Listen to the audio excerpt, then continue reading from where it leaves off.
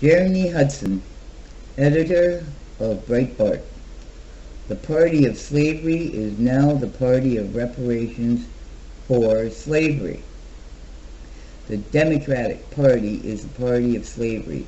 Thanks to the Democrats' cartoonish clown car of presidential candidates, the party of slavery is now the party of reparations for slavery. This stampede of opportunistic dilettantes conducting self-promotion campaigns posing as presidential bids have all endorsed Rep. Sheila Jackson Lee's resolution, H.R. 40, calling for a commission to study and develop reparation proposals for African Americans, and a national apology from the government for the perpetuation of gross human rights violations and crimes against humanity on African slaves and their descendants. Rep. Lee is not an idiot. Perhaps a quarter century in Washington has convinced her that you are. Why spend millions to fund a congressional commission to study what we already know to be true? The Democratic Party is the party of slavery. But don't take my word for it. There is no doubt that the Democratic Party is the party of the Confederacy. Historically, that the Democratic Party's flag is the Confederate flag. Former Congressman Jesse Jackson Jr. told author Angela McGlown,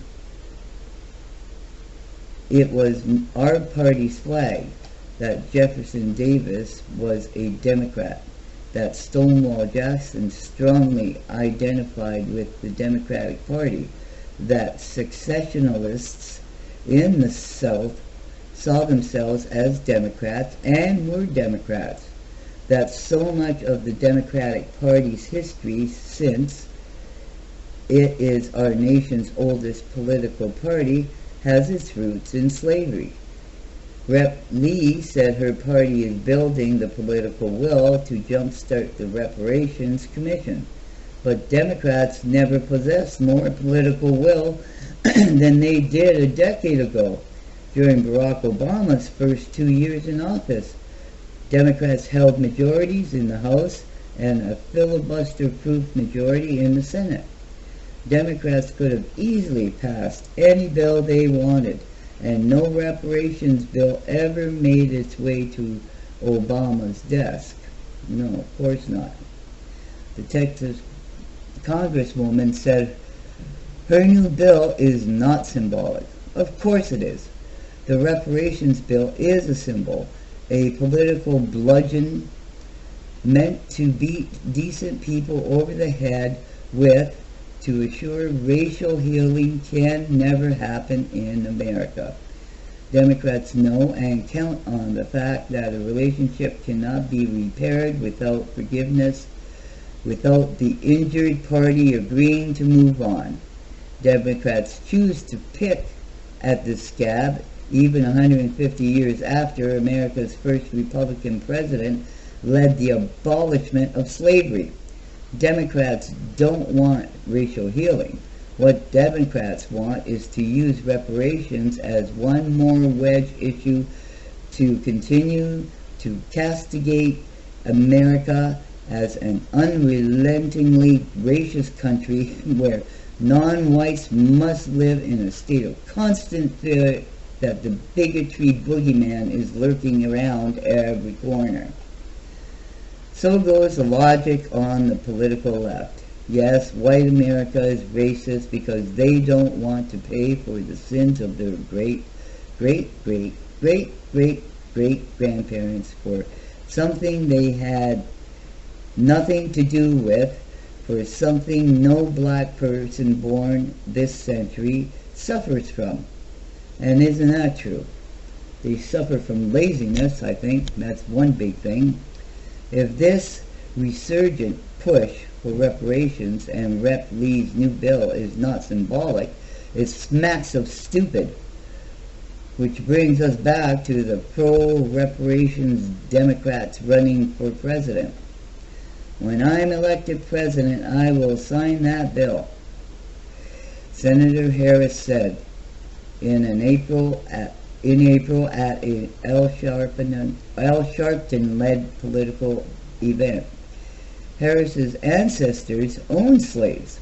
Senator Cory Booker introduced a Senate version of Rep. Lee's bill. White House hopefuls, Senators Harris and Bernie Sanders and Elizabeth Warren have all co-sponsored Booker's bill. Not interesting, eh? Other 2020 candidates, Mayor of South Bend, Indiana, Pete Buttigieg, from HUD, Secretary Julian Castro, and entrepreneur Andrew Yang have all endorsed studying reparations. Self-help guru Marianne Williamson, the fraud, I just put that in, proposed a plan to spend $200 billion to $500 billion for reparations. Former Vice President Joe Biden wants to have conversations about reparations. He spent the summer defending and then apologizing for his record of working with segregationist senators in the 1970s. Biden said in 1975 that he'd be damned to feel responsible to pay for something that happened 300 years ago. I don't blame him. He should stick to his word. Apparently damned no more, the Democrat front-runner stood on the debate stage on Thursday night and was asked, what responsibility do you think that Americans need to take to repair the legacy of slavery in our country? Biden, his teeth literally falling out of his mouth, detailed a plan to address his party's centuries of enforcing racial oppression on black people that essentially boiled down to sending social workers into black homes to help them deal with how to raise their children because, as he put it, they don't know quite what to do. Well, I think that's a bunch of crock. Robert Francis Beto O'Rourke, whose family owned slaves, supports paying reparations. The former Texan congressman said he reached out to Brian Stevenson, who directed him to the National Memorial for Peace and Justice in Montgomery, Alabama, which is dedicated to the enslaved black people and those terrorized by lynching and Jim Crow segregation in America. The party of the Democrats, I should add. Stevenson said stories like these need to be told in every single community. Well, yeah, that's true, but make sure you realize who the party of slavery is. I agree. Americans in every community in this country should know that the world's largest lynching memorial is a testament to the Democratic Party's legacy of racism. Indeed, an era of terror in America between 1830 and 1960 saw several thousand lynchings of both blacks and whites, a breathtaking brutality furiously enforced by pro-slavery zealots and later by segregationists to intimidate and subdue civil rights activists and abolitionists. Research compiled by various organizations from the Tuskegee Institution to the Equal Justice Initiative documents more than a century of slavery. This torment, while racially inspired, was inflicted for political ends. The lynchings in America peaked precisely at the dawn of the Ku Klux Klan's inception, As Pulitzer Prize winning historian and professor at Columbia University, Eric Foner notes, founded as a Tennessee social club, the Ku Klux Klan spread into nearly every southern state, launching a reign of terror against Republican leaders, black and white. The pro-slavery KKK, writes University of North Carolina professor of history Alan W. Trelease, became in effect a terrorist arm of the Democratic Party. Wow. It's unbelievable, isn't it? Let me be the first to invite this horde of millionaires and political elites standing on debate stages, sprinting across the country, half of them white, explaining black oppression, to apologize for their party's historic, centuries-long legacy of expanding slavery, lynching, black codes, and Jim Crow laws throughout America. They can also lead by example and start writing checks to their favorite black philanthropic organizations.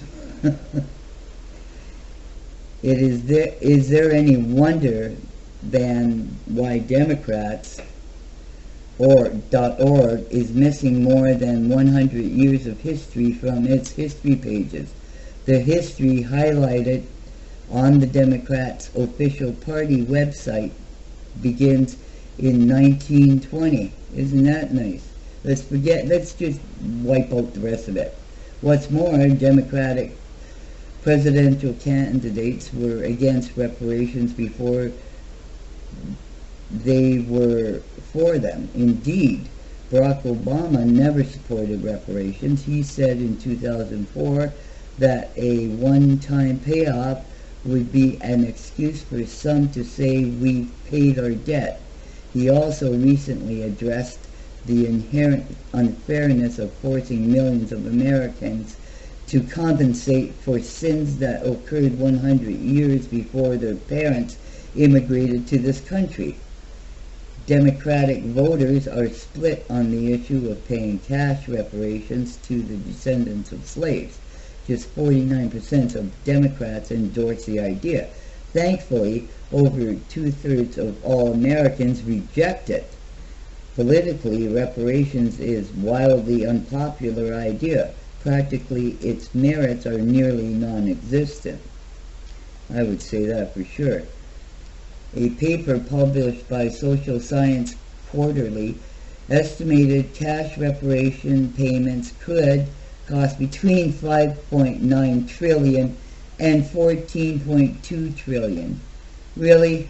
Nobody's giving a cent for reparations. That's insane. Who exactly would be on the hook 150 years later to pay a $14 trillion debt?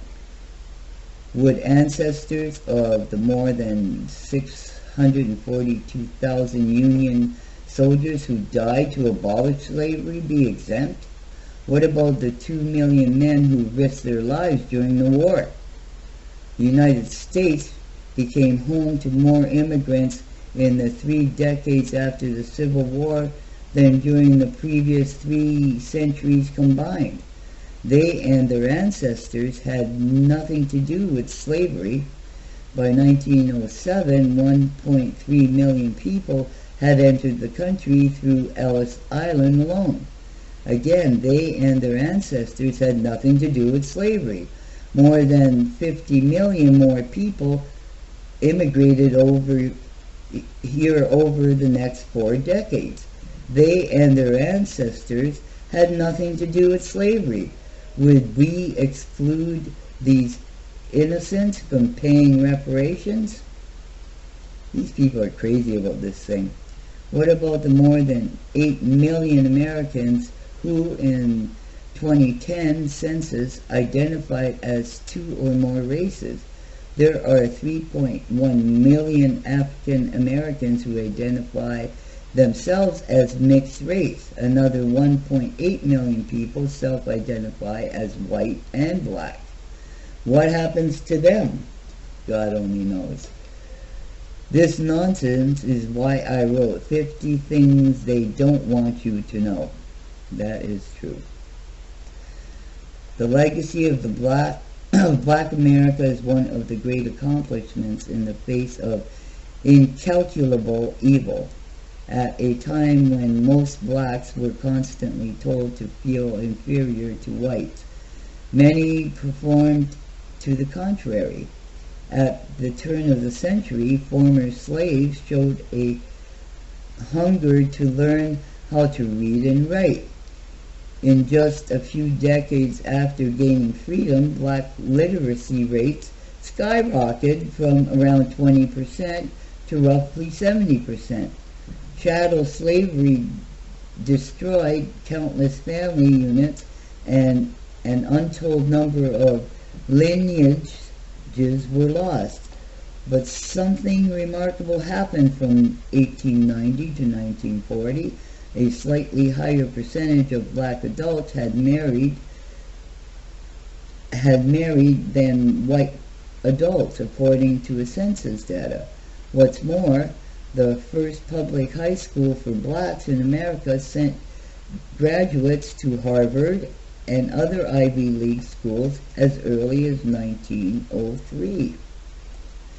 These achievements occurred despite the Democratic Party's political terrorism after Reconstruction, when wanton lynchings, rape, and arson of black people and their property persisted.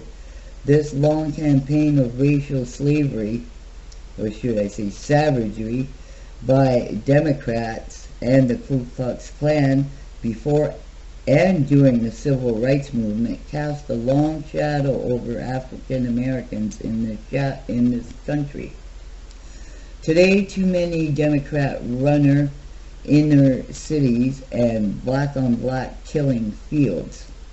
Yes, this happened despite the explosion of black social and economic dynamics that began to take form post-World War II.